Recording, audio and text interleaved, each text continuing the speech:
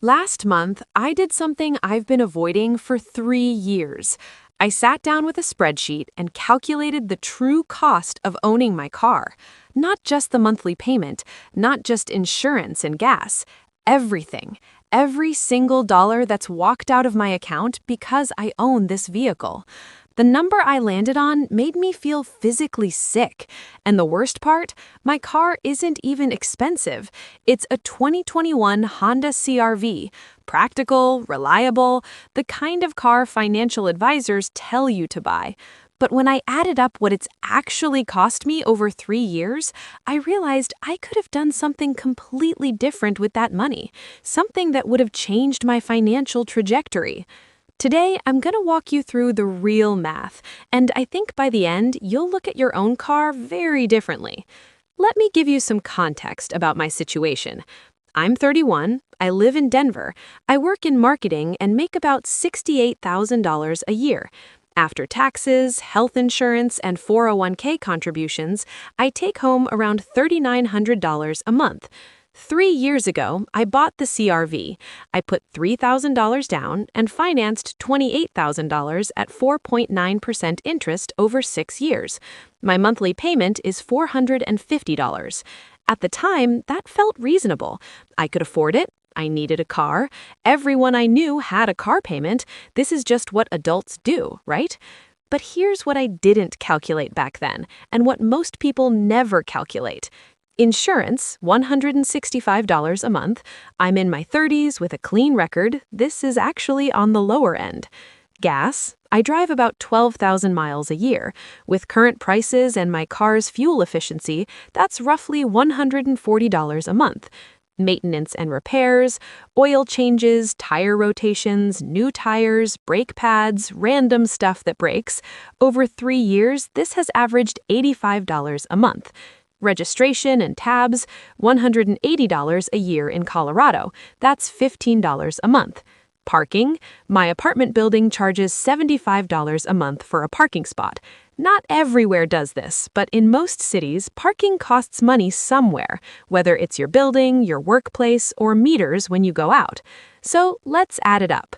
$450 payment, plus $165 insurance, plus $140 gas, plus $85 maintenance, plus $15 registration, plus $75 parking. That's $930 a month, every single month, for 3 years. Now, here's where it gets painful. $930 for 36 months is $33,480. That's what I've spent so far on this car. But I'm not done paying for it. I still have 3 years left on the loan. If I keep the car and keep driving it the way I have been, the total 6-year cost will be around $67,000. Let me say that again. $67,000 for a car that I bought for $31,000 that's now worth maybe $18,000 if I sold it today. And here's the thing that really bothers me. I don't even use it that much. I work from home 3 days a week. When I do go into the office, it's a 15-minute drive. On weekends, I mostly stay local. I'm not road tripping across the country. I'm not commuting 2 hours a day. I'm spending $67,000 over 6 years for a vehicle that sits in a parking spot 80% of the time. But when I bought it, I didn't think about it that way. I thought about the $450 payment. I thought, can I afford $450 a month? And the answer was yes, so I signed. That's the psychological trick. Car dealerships don't sell you a $31,000 purchase. They sell you a $450 monthly payment. And $450 feels manageable. It feels like something you can fit into your budget. But $67,000? That feels insane. And it is insane, because that's not a car. That's a down payment on a house in many parts of the country. That's 2 years of living expenses. That's enough to quit your job and take 6 months to figure out what you actually want to do with your life. So what's the real cost here?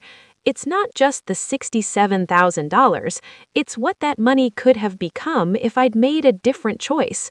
Say 3 years ago, instead of buying this car, I bought an $8,000 used car in cash. Not a junker, a 2015 Toyota Camry or Honda Accord with 60,000 miles. Reliable, boring, paid for. My insurance would have been cheaper, maybe $110 a month instead of $165. No car payment, same gas, same maintenance, same registration. Let's say my total monthly car cost would have been around $350 instead of $930. That's a difference of $580 a month. Over 3 years, that's $20,880 that I could have saved or invested instead of spending.